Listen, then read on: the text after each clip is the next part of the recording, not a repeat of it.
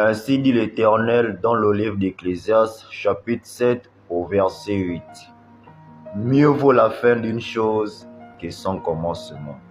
Bien-aimés jeunes frères, jeunes sœurs, aujourd'hui nous sommes déjà au mois de décembre, plus particulièrement la fin de l'année 2025.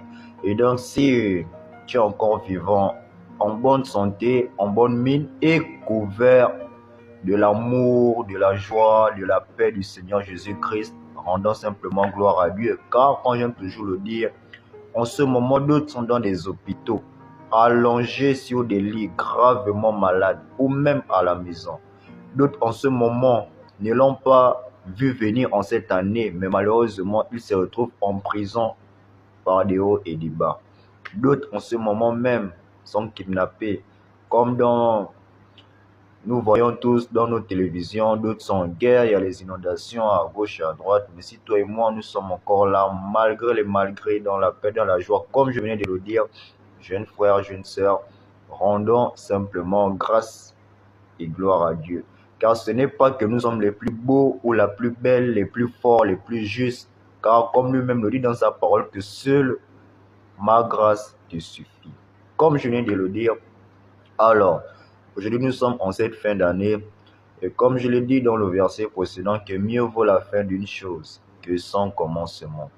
Pour te dire que je ne sais pas comment cette année 2025 s'est déroulée dans ta vie, peut-être pour d'autres, tout comme toi, ça s'est très mal déroulé jusqu'à cette fin.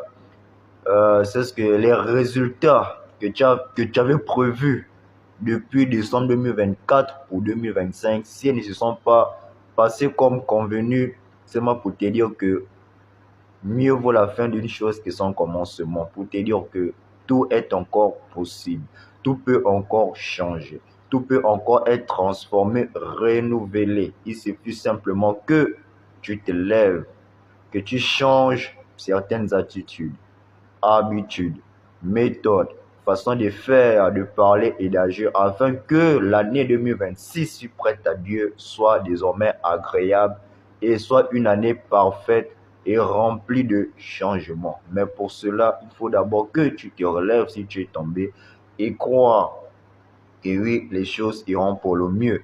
Car moi, mon désir, c'est que premièrement, tu puisses démarrer cette année 2026 en mettant Dieu devant, Dieu en premier, afin que tu puisses recevoir le double. Parce que peut-être cette année, tu as mis Dieu derrière.